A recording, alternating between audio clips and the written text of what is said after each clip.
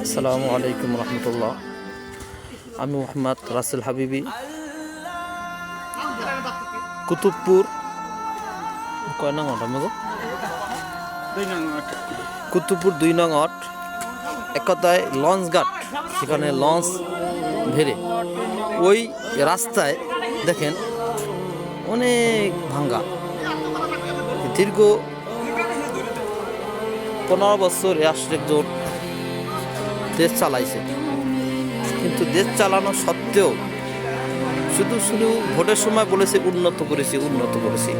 এই দেখেন এই উন্নত, এই দেখেন এই দেখেন তার উন্নত। এই রাস্তায় কোনো কাজ হয় নাই, শুধু পদ্মা ব্রিজ করে, তাও 1 পদ্মা করে 10 পদ্মার টাকা বিদেশে পাচার করেছে। এই পদ্মা ব্রিজ করে শুধু উন্নত দেখে আমি পদ্মা করেছি। কিন্তু গ্রাম অঞ্চলে রাস্তার অবস্থা, যেখানে লঞ্চ ঘাট লঞ্চ ভেড়ে, তে বোঝেন তো, যেখানে লঞ্চ ঘাট লঞ্চ ভেড়ে ওখানে যাত্রী কেমন হয়, যেখানে লঞ্চ বেড়ে ওখানে গাড়ি ঘোড়া কেমন চলে, সেটা তো আপনি বুঝতেই পারেন।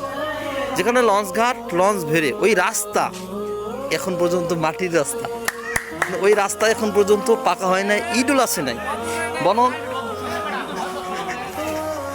এমন ভেঙে গেছে যে গাড়ি চলতে পারে না, গাড়ির 2 হাত নিচে গাড়ি পেয়ে যায়।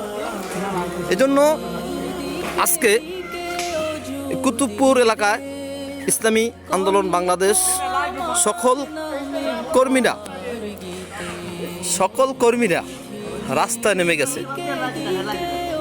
রাস্তা নেমে এই দেখেন মুরব্বী, দেখেন এই যে মুরব্বী, দেখেন এই ঠান্ডার ভিতরে গার পোশাকটা পর্যন্ত খোলে নাই, যে জামা। ওই মুরব্বী নাকি অসুস্থ, এই লোক অসুস্থতা নিয়ে গার জুব্বাটা পর্যন্ত খোলে নাই, কারণ সুন্নতে খেলাফ হবে। যেরকমের বেলাল রাদিয়াল্লাহু তাআলা আনহু ঘুমের সময় টুপি খুলতেন না, গোসলের সময় টুপি খুলতেন না, সুন্নতে খেলাফ হবে। ঠিক সেই বেলাল রাদিয়াল্লাহু তাআলা আনহু তো মুরব্বিও, সে জামা এখন পর্যন্ত খোলে নাই, মাথার টুপি খোলে নাই, সব ত্যাগ করে ইসলামের জন্য কাজ করতেছে ইসলামী আন্দোলন বাংলাদেশ। এই কুতুবপুর এলাকা আজকে প্রায় 80 জন লোক এই সেক্টরে, এই রাস্তার ভিতরে, এখানে কিছু আছে, ওই সাইডে আরও রাস্তা আছে, আরও ভিতরে আরও রাস্তা আছে, প্রত্যেকটা রাস্তা এভাবে 10 জন 20 জন 30 জন করে কাজে নেমে গেছে। এই জন্য আমি সবাইকে বলবো ইসলামী আন্দোলন বাংলাদেশে যোগ দিতে।